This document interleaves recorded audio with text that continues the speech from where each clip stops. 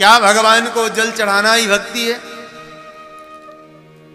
या भगवान का श्रृंगार करना ही भक्ति है? या भगवान का दर्शन करना ही भक्ति है? बोलिए। भक्ति का सीधा सीधा सा अर्थ, में ज्यादा आपको भटकाऊंगा नहीं, सीधा सीधा अर्थ, हरि की इच्छा में अपनी इच्छा, यही भक्ति। क्या? हरि की इच्छा में अपनी इच्छा, यही भक्ति है। सीधी सादी भक्ति की यही परिभाषा है। हरि की इच्छा में अपनी इच्छा, अपनी इच्छा।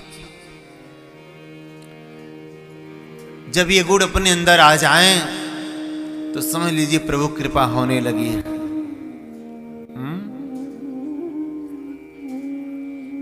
जब हर समय व्यक्ति एक रस रहना सीख जाए, जो सुख में फूले नहीं, दुख में तड़पे नहीं, कृष्ण गोविंद गोपाल गाता रहे, वास्तव में वही भक्त है।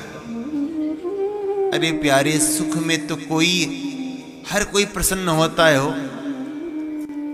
सुख में तो हर कोई प्रसन्न होता है।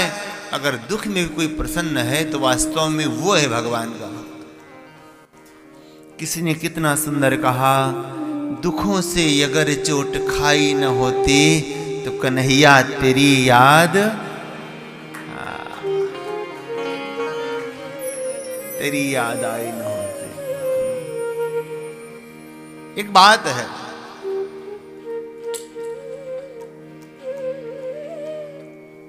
भक्त और भात की एक परिभाषा है। भात जानते हो किसे कहते हैं? चावल। हमारे यहां अवध में दूध भात का बड़ा महत्व है। दूध भात, दूध के साथ चावल मिला के खाते हैं, उसे कहते हैं दूध भात। और जगन्नाथ जी का भात, जगत पसारे हाथ, उसका तो कहना ही क्या। हमारे यहाँ जब अवध क्षेत्र में भंडारा होता है तो वही जगन्नाथ जी का भात आता है और भंडारे के प्रसाद मिलाकर के उसका वितरण किया जाता है। हमारे जन्मभूमि, हमारे पैतृक गांव जौनपुर में भी जगन्नाथ जी का भात उत्सव है। भागवत कथा के उपरांत वहां पर भी जगन्नाथ जी का भात होगा 7 अप्रैल से, टेलीविजन पर वो भी चल रहा है। तो भात का बड़ा महत्व है। मेरे भगवान को भात बहुत प्रिय है और भक्त बहुत प्रिय है, लेकिन दोनों की एक परिभाषा। भक्त और भात में ज्यादा अंतर नहीं है। भात को बनाने की जैसी प्रक्रिया होती है वैसी प्रक्रिया भक्त को बनाने में लगती है। चावल धान पहले होता है ना, उसमें भूसी लगी होती, बक्कल, तो उस धान की कुटाई होती है उखल में, किससे? मूसल से।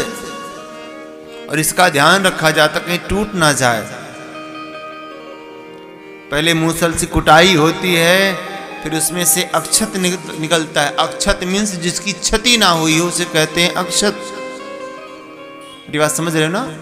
जो टूटा ना हो, जिसकी क्षति ना हुई हो, उसे कहते हैं अक्षत। तो चावल तैयार होता है। फिर चावल को एक पतीले में जो है पानी डाल करके उसमें रखा जाता है और अग्नि पे रखा जाता है। धीरे धीरे आंच लगाई जाती है और बड़े प्यार से उसको पकाया जाता है। फिर उसमें मक्खन आदि मिला करके भगवान को भोग लगता है। तो जैसे भात तैयार होता है ऐसे भक्त भी। तो भक्त भी पहले जैसे धान में वो चावल चिपका रहता है, ऐसे ये जीव माया में लिपटा रहता है। परिवार में, संसार में, पत्नी में, बच्चों में, समाज में लिपटा रहता है। आपसे बताएं, जिसको अपना सब कुछ मानता है ना, कभी कभी वही छोड़ के उसे चला जाता है। आपसे बताएं, एक हमारे बड़े नजदीकी हैं, नाम तो नहीं, लोग नहीं भावुक हो जाएंगे। उनका एक बेटा था, बहुत प्यार करती थी, अचानक कुछ चला गया।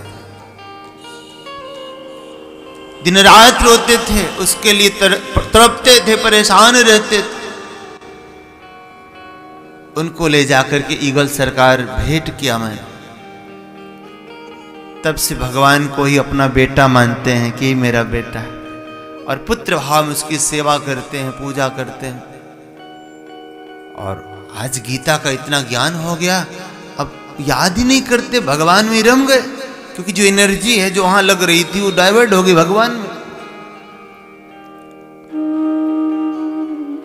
तो संसार में जब व्यक्ति चिपका रहता है तो कभी कभी ऐसा होता है कि जहां उसका ज्यादा मन लगा है उसी से इसको कभी कभी हटाया जाता है, या कभी कभी लोग ऐसा भी कर देते हैं कि जिसके लिए सब कुछ किया उसने धोखा दे दिया।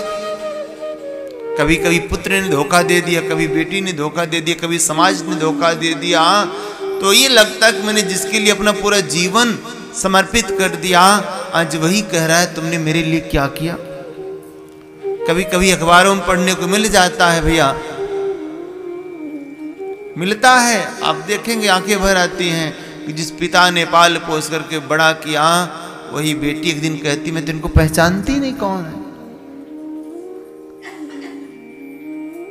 ऐसा ऐसा कभी मिलता है धोखा संसार में, तो बड़ा दुख होता है कि बताओ इन संसार वालों के लिए मैंने ये किया और उसका सिला मुझे ये मिला।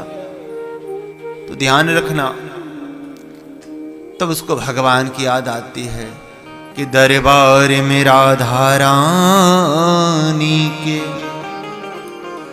दुख दर्द मिटाए जाते हैं, दुनिया के सताए लोग यहाँ सीने से लगाए जाते हैं।